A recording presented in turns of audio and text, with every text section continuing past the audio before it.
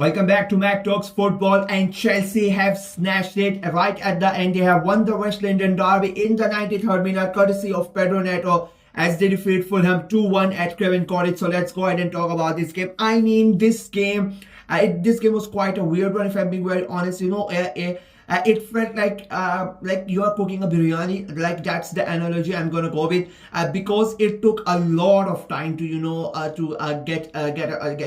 get started. The first half, it was so dull. It was really dull. I think Fulham had one chance in the first half, and they scored the goal from there, Alexander Iwobi. But apart from that, both the teams were really flat in that first half. The moving the ball, I just don't know what happened in that first half. They were both so slow. It was quite pessimistic from both the sides, quite negative sort of football, and which was quite surprising because both of these teams are in hunt for Europe. Chelsea for European competition, and Fulham themselves, they want to play in Europe next season. So I sort of expected quite an entertaining game. Plus, it's a West London derby. I expected this game to be quite physical as well. But that first half, it was nothing like that, or nothing of that sort in that first half. It was quite poor. It was quite slow. They were just lethargic, both of the teams. So I was quite disappointed in that first half.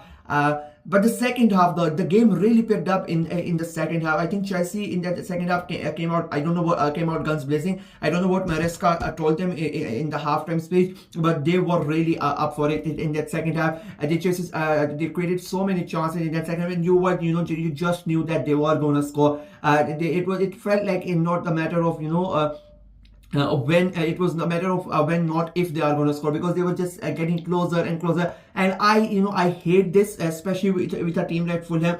When your natural instinct and when your natural style of play is attacking, when a team like that just decides to sit back and absorb pressure and let a team like Chelsea continue to attack them, I really hate that. It doesn't matter which club does it. Even when Arsenal have done it in the past, I have hated that, because the thing is, this is the mindset of the players in a way that they want to play football. You cannot automatically change them mid-game. And I always, if you see my videos for the last 1 year, since I have been making the videos, I have stayed on this consistently, because a majority of the time when teams do this, they end up conceding the goal. So I really don't understand why they do this. And for Fulham to start doing this, like after the 75th minute, they started going back and back in their own half, and they let Chelsea have the ball, and they got punished for it. I mean, the first goal that they conceded, the goal scored by the youngster George, it was a good goal, but it came just another from trying to clear the ball away.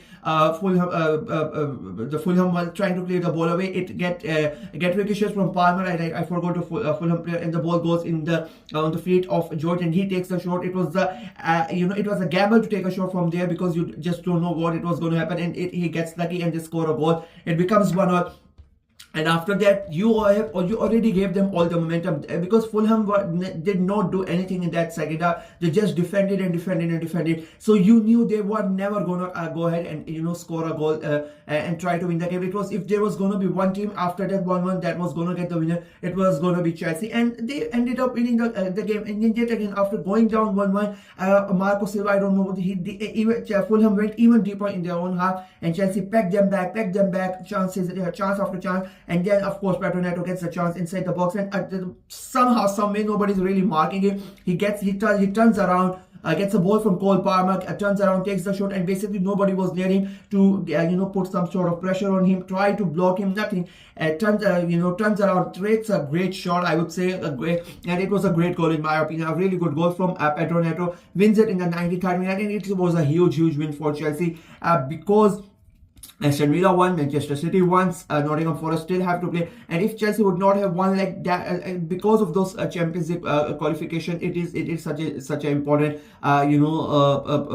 important win for them. Now, Newcastle are on 59, Manchester City on 58. You have Chelsea now with that win on 57 in the 5th position. Forest still have to play, they are on 57. You have Villa on 57. So many teams, so many things are going on for those European places. So it was an important, a massive win for them. It looked like for majority of the game that they might not be able to do it in the first half, especially the second half. They were really good, and I personally thought that this game was going to end up in a draw, because I knew Fulham were going to concede. The way that they were playing in that second half, There was no chance that Chelsea were not going to score, and I did not believe in Fulham scoring another goal because they never really tried. I mean, even the first in the first half, from the get go, the moment they scored the goal, they just stopped trying to create chances, trying to play positive football, trying to play football with intent. They just sat back, like it was such a negative football from Marco Silva, and I'm quite surprised because they don't really do that.